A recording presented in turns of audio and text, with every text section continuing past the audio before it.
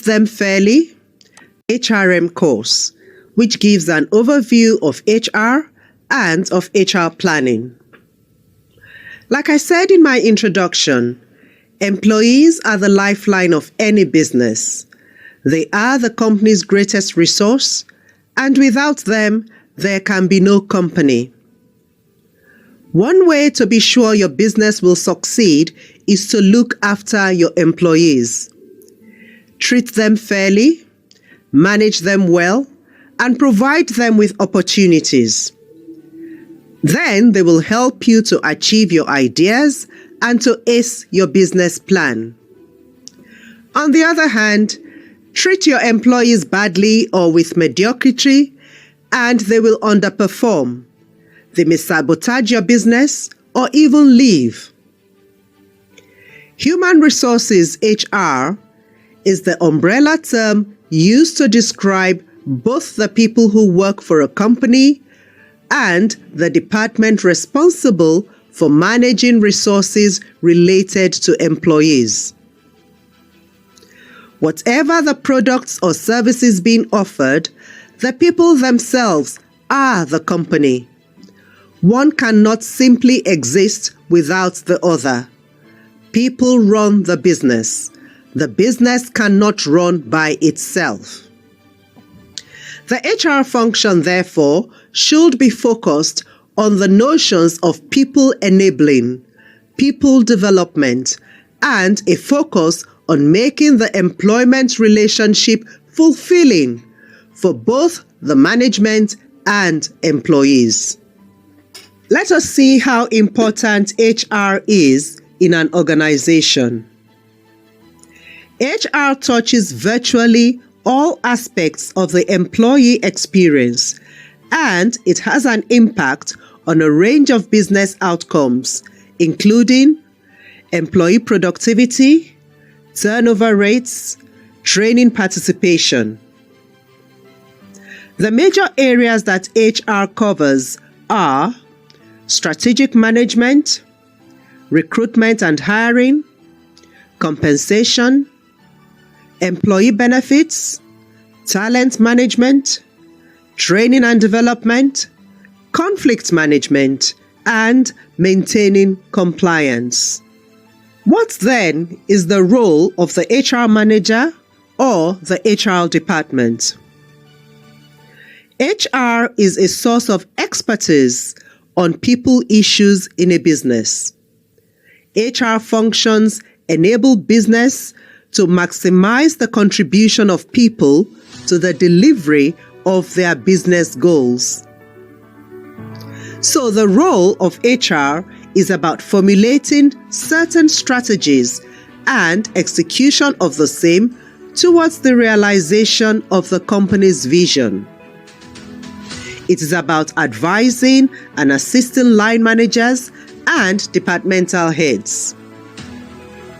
HR has to be familiar with the functions of the different departments in an organization. So, for example, they have to be familiar with the production, marketing, strategic planning, finance, etc. HR has to ensure compliance with labor laws, and they must keep accurate records. When we are talking about HR, we need to understand that the HR of any business must be planned. HR planning, therefore, may be defined as strategy for acquisition, which is attraction and recruitment, utilization improvement, which is training and development, and preservation, which is retention of the human resources of an enterprise. HR planning is a continuous process based on a plan catered to each company and resulting from the business's common goals. HR planning must not be carried out spontaneously or independently of the company's goals. HR planning is the foundation upon which all HR management activities are built. It helps to link the HR management activities with the business goals.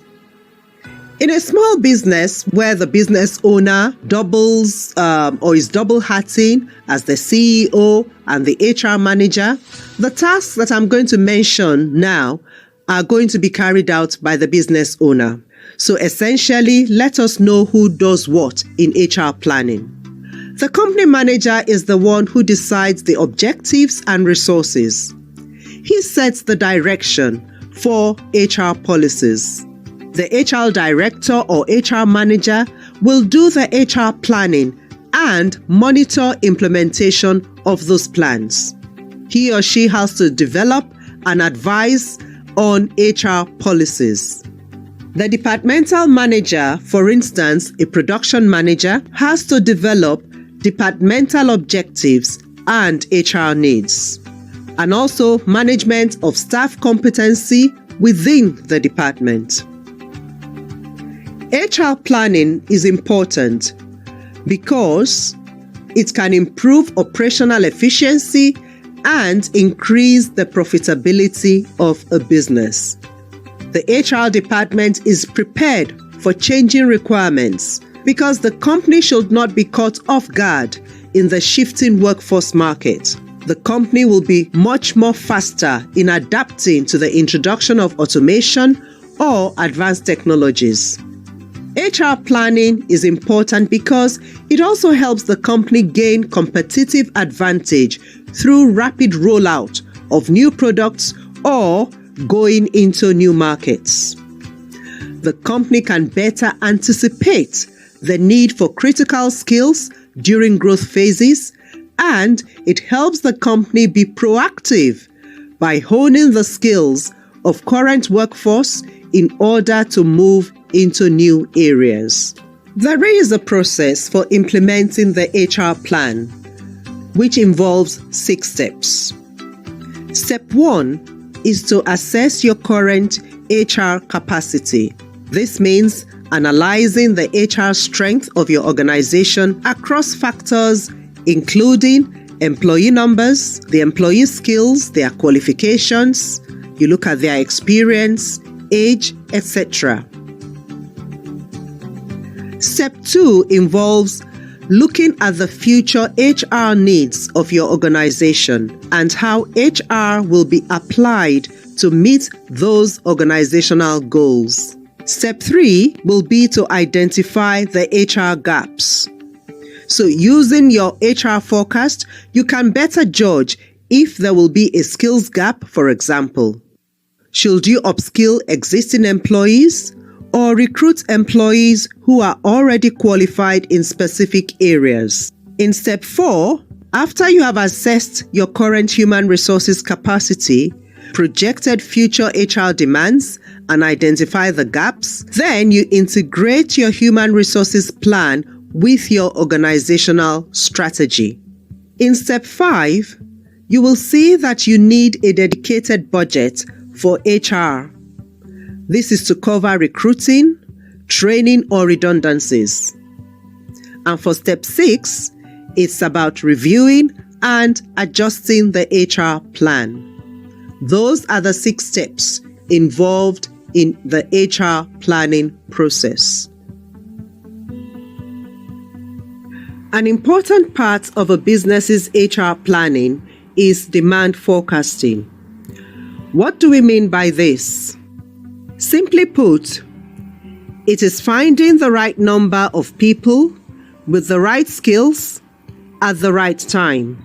Forecasting is an integral part of HR planning. It fulfills efficiency and profitability objectives by ensuring the business is not overstaffed or understaffed. Demand and supply forecasting techniques use sales or production projections, as well as quantitative and qualitative assessments for the coming year. Quantitative assessments identify how many and when. Qualitative assessments, on the other hand, identify desired personal qualities and role-related qualifications. For example, A restaurant that has nights with many bookings and large parties and events, and they have other nights where there are few clients. The manager forecasts the restaurant's waiting staff, the bar, and kitchen needs. Also in a factory, the sales, production, and HR managers will work together to address seasonal spikes, new contracts coming in, large orders, or the loss of a major customer or retailer. There are different demand forecasting techniques. These include the Delphi, managerial, regression, Markov, work study, workforce, or labor assessment. The choice of technique or method for a business will depend on the time frame, the size of the organization, and level at which employees have to be brought into the organization. Please note that no forecast can be 100% correct. Let's look at a couple of the common ones: the trend analysis and labor assessment. And these two common ones can be adopted and used by small businesses. Like I said earlier, labor demand forecasting is about finding the right number of people with the right skills at the right time. So when business owners are considering labor demand forecasting, some of their first questions are likely to be: what is our intended growth in the next 3 to 5 years? Will we be developing or expanding our services or product range? What technological advancements may affect what we do? And will this affect our need for different staffing levels? Now let's take a look at the labor assessment method. Labor assessment is really looking at the ratio between turnover and number of employees required to achieve that turnover. So for instance, a paint factory, the production line may require 10 employees to produce 250 gallons of paint. When it's their high season, they may require more employees to meet their production targets. The trend analysis method is one of the quickest HR forecasting techniques. Under this method, HR needs can be estimated by analyzing the past trends and projecting future demand by extrapolating the trend. Trend analysis is more appropriate for an existing business because it requires historical staffing data to make future staffing predictions. A service business, for example, might base future staffing requirements on the number of customers each customer service agent or marketer effectively handled in the past, while a retail business might compare sales volume per sales employee. Let us now look at supply forecasting. Supply forecasting is the process of estimating or projecting the company's future HR needs, which is the demands, and how the company will meet those needs, that is the supply. Supply forecasting measures the number of people likely to be available from within and outside an organization after making allowance for absenteeism, internal movements and promotions, wastage, and changes in hours and other conditions of work.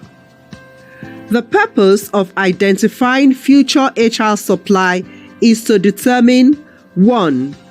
The number of employees required for each job. 2. Their knowledge, skills, and abilities. 3. Any other characteristics. Internal and external sources of supply are considered by forecasting supply of personnel. Internally, in terms of transfers, promotions, retired employees, and a recall of laid-off employees. Externally, you'll be looking at agencies, availability of labor force in the market, and new recruitment. Let's look at some HR supply forecasting methods. We have the HR inventory, the succession, the replacement analysis, we have movement analysis, we have the Markov analysis, and the vacancy model. For MSMEs, we will focus on a couple. Let's look at HR inventory.